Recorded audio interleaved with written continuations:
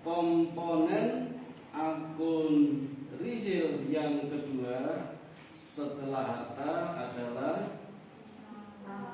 utang. Ya.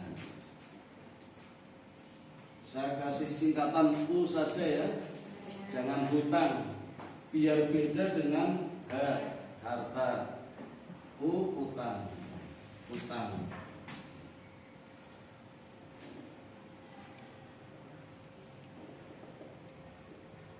Atau disebut juga dengan istilah kewajiban. Kenapa utang disebut kewajiban?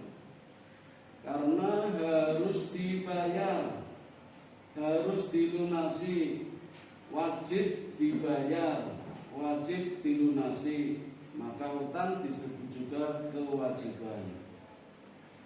Kalau kewajibannya belum lunas, kewajibannya belum dibayar, maka namanya utang. Itu ya. Atau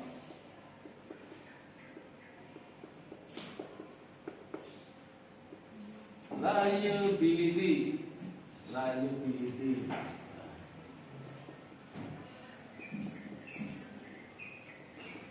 Liabilitas adalah liabilitas. Kalau harta apa?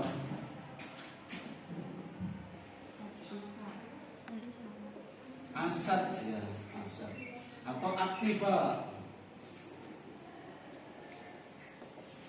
Kemarin di grup kelas 12 ada yang menanyakan mengapa harta disebut aktiva.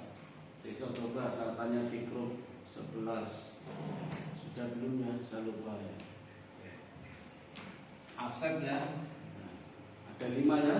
Harta lancar, current asset, harta investasi, investment asset, harta tetap berwujud, tangible asset, harta tetap tidak berwujud, intangible asset, harta lain-lain, other asset. Itu kalau harta. Kalau hutang, kewajiban atau liability. Liabilitas.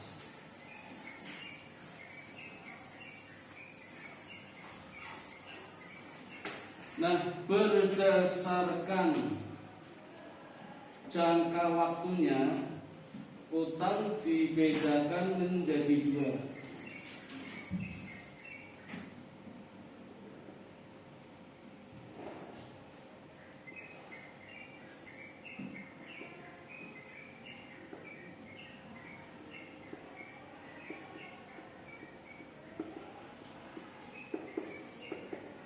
Utang lancar dan utang jangka panjang.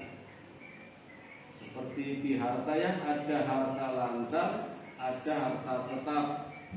Di utang ada utang lancar, ada utang jangka panjang. Nggak ada utang tetap ya, karena nggak lunas-lunas. Utang tetap. Utang lancar adalah utang yang jatuh temponya kurang dari 1 tahun. Jadi sebelum 1 tahun harus segera dilunasi. Ya ada ya. Kalau bisa sebelum adzan harus sudah lunas. Berarti saya 5 waktu. Apa saja contoh-contoh utang lancar? Saya mulai dari yang paling pendek dulu.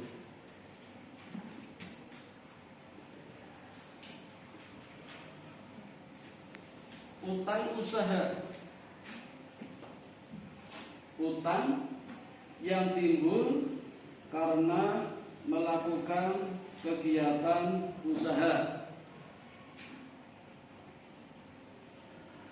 Jadi di bidang layanan jasa, ketika melakukan transaksi secara kredit, muncullah yang namanya utang usaha. Satu contoh layanan usaha misalnya salon, jasa sablon. Sablon itu percetakan, salon itu tata rias, dandan, potong rambut, trim bar, pedikur, manikur, kukur-kukur. Nah, ketika kamu menghias diri di salon terus membayarnya kredit, muncul utang, namanya utang usaha. Aloysius pergi ke tukang cukur, uangnya kurang, dia cukur separuh aja misalnya, namanya kurang. Nah, muncul utang, namanya utang usaha. Tapi kalau transaksinya terjadi di bidang jual beli, kalian beli barang mau dijual lagi, uangnya kurang secara kredit, namanya utang dagang. Ya, utang dagang. Utang dagang muncul ketika kita melakukan transaksi jual beli secara kredit. Utang usaha muncul ketika kita melakukan kegiatan layanan usaha. Jadi perusahaannya jasa, kalau dagang perusahaannya dagang. Begitu ya.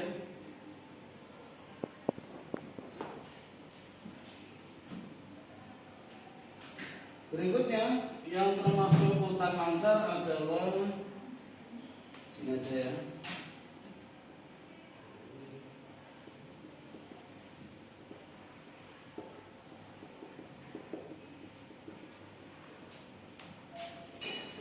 Pendapatan yang diterima di muka. Awas, di harta lancar ada pendapatan yang masih harus diterima. Di utang lancar pendapatan yang diterima di muka. Beda kan? Pendapatan yang diterima di muka itu namanya pendapatan diterima duluan.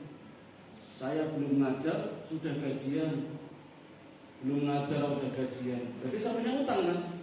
Utang ngajar itu loh, belum ngajar gajian. Tapi kalau di harta lancar ada pendapatan yang masih harus diterima. Sudah ngajar belum dibayar, kan saya belum terima. Berarti saya masih harus menerima. Nah, namanya pendapatan yang masih harus diterima. Awas, pendapatan yang masih harus diterima masuk harta lancar. Pendapatan yang diterima di muka masuk utang lancar. Beda ya? Nah, semakin bingung, bunga tambah bingung namanya. Ayo bunga berkembang, jangan layu. Oh iya. Berikutnya beban yang masih harus dibayar. Beban yang masih harus dibayar. Disingkat-singkat enggak apa-apa ya, yang penting paham.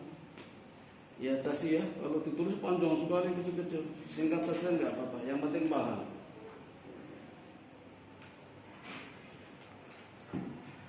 Beban yang masih harus dibayar, sudah dibayar belum?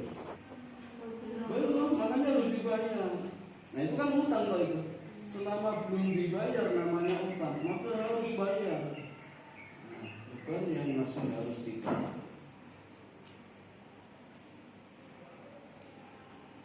Ya.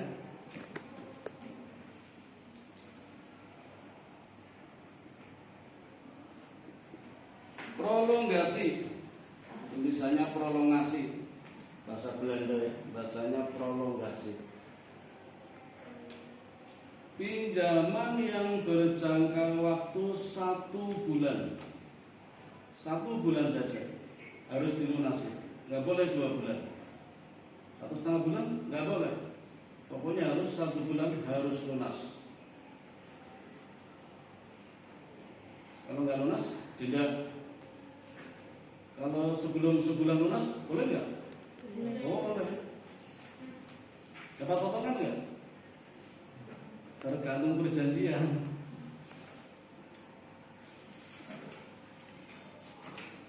Lagi.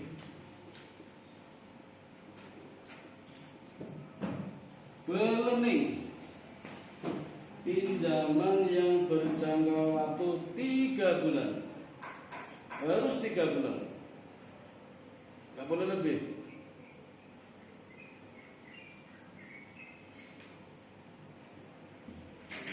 Dua bulan dilunasi boleh nggak? Boleh. Dapat potongan nggak? Tergantung perjanjian. Perjanjian di depan ketika mengadakan transaksi, kalau dilunasi duluan dapat potongan tidak? Biasanya sih dapat potongan bunga. Kalau pokoknya tetap, bunganya dipotong.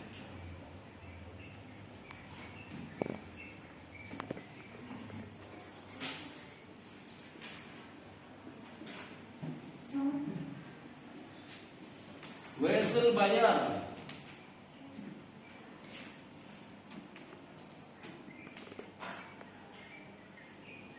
Kalau di harta lancar jasi ya, sebenarnya ada wesel tagih. Saya kelewatan, tapi nggak apa-apa. Sekarang sudah jarang terjadi. Kalau dulu sering terjadi. Di harta lancar ada wesel tagih, di utang lancar ada wesel bayar.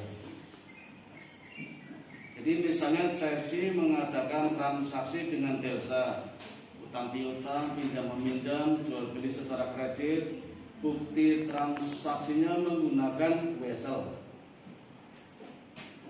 Chelsea menjual ke Delsa atau Chelsea meminjami ke Delsa, maka surat wesel yang dipegang Chelsea namanya wesel tagih. Surat wesel yang dipegang Delsa namanya wesel bayar. Apa bedanya ya? Di suratnya ada dua. Yang dipegang orang yang berpiutang, yang ngutangi, yang minjami, sing nyilihi, itu namanya wesel tagih. Surat wesel yang dipegang yang utang, yang berutang, yang pinjam, sing nyilih, namanya wesel bayar. Chelsea dengan wesel tagih berhak menagih. Pakai surat wesel tagih, mana uang saya? Nah, Delsa dengan surat wesel bayar punya kesanggupan akan membayar sejumlah uang, sejumlah utang kepada Chelsea dalam waktu yang sudah ditentukan. Waktunya 4 bulan. 4 bulan. Gak boleh lebih. Kalau lebih kena denda. Baru 3 bulan, boleh nggak dibayar? Boleh. Dapat potongan, namanya diskonto. Ya. Sebelum 4 bulan, Chelsea butuh uang. Terus nagih Delsa nggak mau kan belum 4 bulan, jadi 4 bulan loh. Chelsea boleh jual, biasanya ke Aloysius, misalnya, atau ke Anan itu juga boleh, tak jual. Ya. Misalnya harganya 1 juta. Belum 4 bulan, baru 3 bulan dijual, maka kena diskonto. Ini kan pokok pinjaman atau modal, kena diskonto. Maka uang yang diterima Chelsea karena dijual ke Aloysius sebelum saatnya, sebelum 4 bulan, nilainya tinggal 900. Ini namanya nilai tunai. Nilai tunai. Rugi nggak Chelsea uang 1 juta kamu jual tapi dapatnya 900? Rugi 100.000, namanya diskonto. Tapi kan butuh uang. Ya terserah rugi apa tidak, masing-masing pribadi. Chelsea kan butuh uang. Nah kalau nggak butuh ya jualnya besok aja setelah 1 bulan. Jadi besok setelah 1 bulan uangmu 1 juta modal ya atau pokoknya, terus nagih sama Delsa setelah 4 bulan aja saya, nanti Chelsea malah dapat 100.000. Namanya bunga ya, tapi bukan bunga Adelia. Jadi uang yang diterima Chelsea dari Delsa itu 1.100.000. Namanya nilai jatuh tempo. Nilai jatuh tempo. Kalau sudah 4 bulan ya Chelsea ya. Kalau belum, ini. Nah, terserah pilih yang mana. Tadi Chelsea jual ke Aloysius, maka suratnya pindah ke Aloysius ya. Suratnya dipegang Aloysius.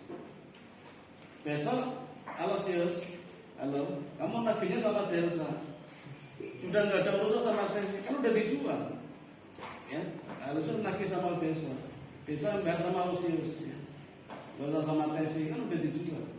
Nah, itu kalau pakai wesel. Udah pusing belum? Ya, nggak apa-apa. Nanti lama-lama paham. Satu lagi.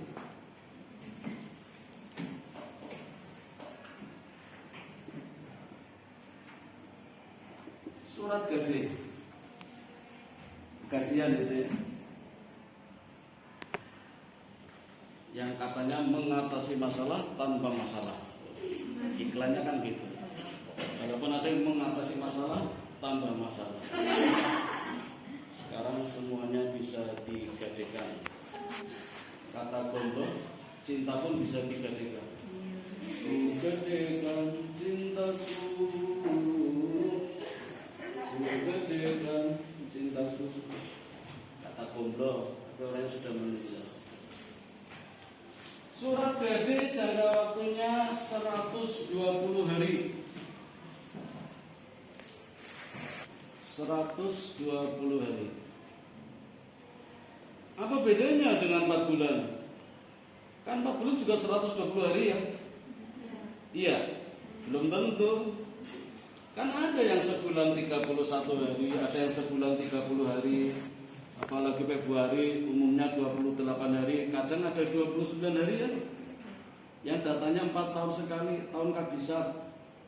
Tahun yang habis dibagi 4, 2020 kan tahun kabisat, 2024 tahun kabisat. Itu Februarinya tanggal 29.